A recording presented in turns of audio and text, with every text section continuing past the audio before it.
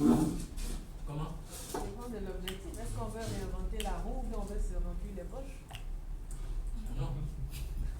Ah non. S'il y a une activité qui marche bien, on peut la dupliquer. Comment vous savez que ça marche bien? C'est maintenant que vous venez vous lancer. Mais quand vous allez... Qu'est-ce que vous voulez dire? Je veux dire, si je vois une femme au marché qui vend ses pagnes et qui semble s'en sortir, je peux aller moi aussi prendre une table à côté d'elle et puis vendre mes pagnes.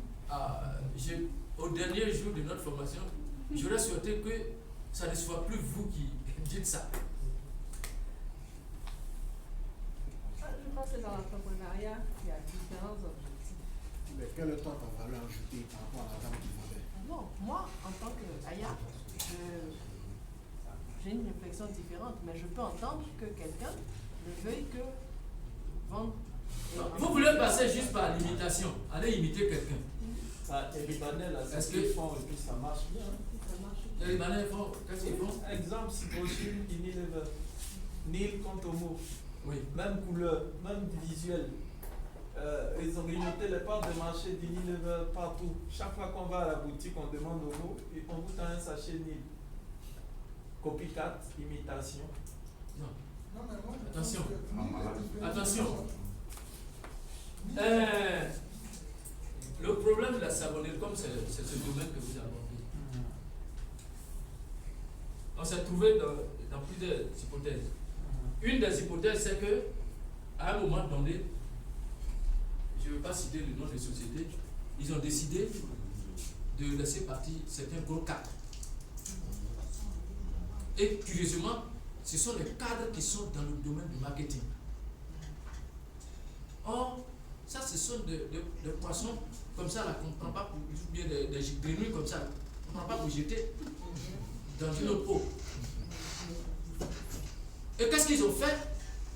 Même dans l'huilerie, vous voyez Ayane, ce sont des gens qui sont partis de là-bas, ils se sont constitués pour créer des sociétés parce qu'ils savent qu'on n'a pas encore satisfait le marché.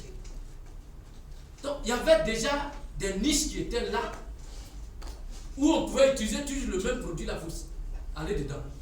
Donc, ils ont exploité ces niches parce que, effectivement, le produit qu'ils avaient là-bas ne les atteignait pas. Dans le domaine de choses, Omo avait vraiment je dirais le monopole. Mais leur sachet à l'époque, ça coûtait combien? Quand les autres sont rentrés, on a des sachets de combien? De 50 francs, 25 francs. Ça va plus loin que le savon en poudre. Les morceaux de savon. Ceux qui sont sortis de ces grandes structures-là, voici ce qu'ils ont fait. Ils ont mené une étude auprès de nos mamans. Nos mamans leur ont dit que les savons qu'on prend pour faire la vaisselle, on lave les assiettes là, il y a des odeurs dessus. C'est-à-dire c'est parfumé en fait. Donc eux, ils ont extrait le parfum, ils ont fabriqué des savons et ils ont mis à 50 francs, 100 francs pour qu'on puisse faire la vaisselle. Et ce savon est beaucoup plus dur que l'autre côté. Donc ils ont fait une très bonne étude de marché pour faire ce travail-là. Vous n'avez pas appris qu'on a supprimé l'usine de production d'Omo? Si.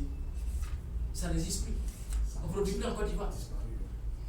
Parce que les concurrents qui sont sortis de leur entrée ont récupéré le marché. Voilà un peu le cas. On n'enlève pas des cadres comme ça de son entreprise. On ne s'amuse pas comme ça. Mais eux, ils se sont amusés avec ça. Voilà, ils se sont retrouvés avec, dans l'huilerie. Aya qui sort de l'autre côté, les savons de l'autre côté, tous les noms sont là-bas. Au niveau des savons, tous les noms sont là-bas. Et chaque jour, on le fait. Et puis on avait quand même nos mamans qui fabriquaient un peu des savons. On a fait que moderniser un peu.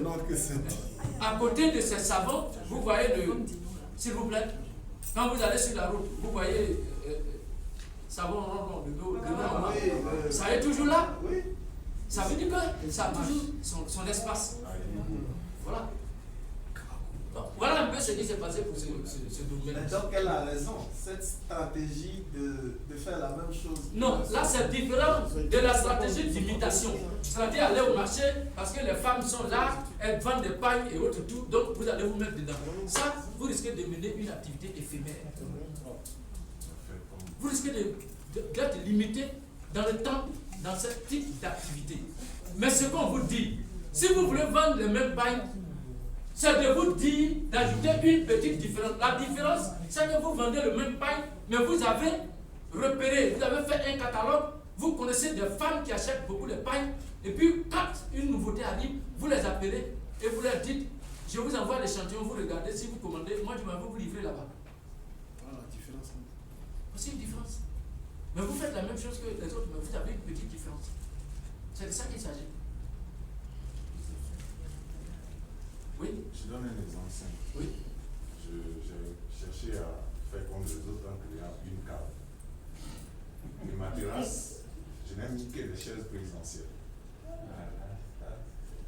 Ou des chaises vraiment bien solides. Un peu comme ça, quoi. D'une certaine valeur. Oui, oui. C'est ça que j'ai sur ma terrasse. Alors, aujourd'hui, j'ai des concurrents. Quelqu'un vient d'ouvrir. Ils ont fini et en passant, ça lance, on peut le faire ici parce que c'est chic, c'est calme. Bon, voilà le petit plus que j'ai ajouté à mon business, qui fait que je suis différent des autres parce que j'ai cherché à connaître un peu le milieu avant de m'entraîner. Donc c'est le petit plus là. C'est ça. Madame, je complète encore. Est-ce que les tenues de travail, je n'ai rien inventé? J'ai rien inventé. Tout le monde dans l'atelier de couture, tout le monde sait coudre la tenue de travail. Mais j'ai cherché deux éléments. Un, la qualité, c'est-à-dire la propreté de la tenue. Pour qu'on livre, j'ai un service qualité. C'est-à-dire que quand c'est fait à l'atelier, ça monte, on vérifie, on nettoie proprement.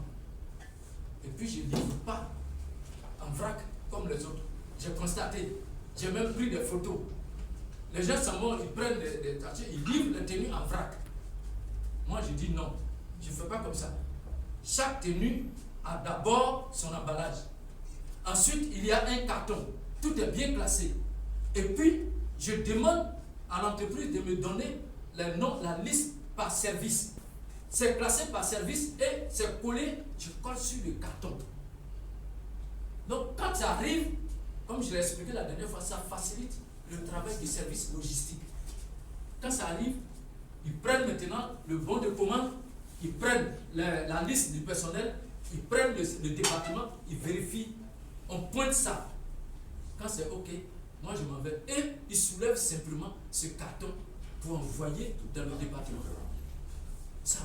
Ça diminue complètement leur charge de travail, leurs efforts. Voilà une différence.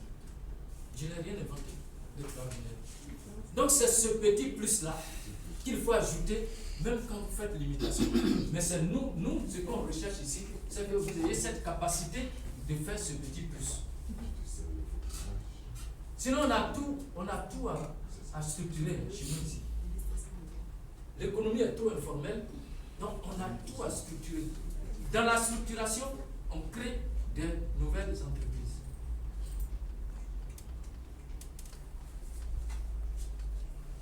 L'autre rubrique, vous voyez, on retrouve encore la motivation ici.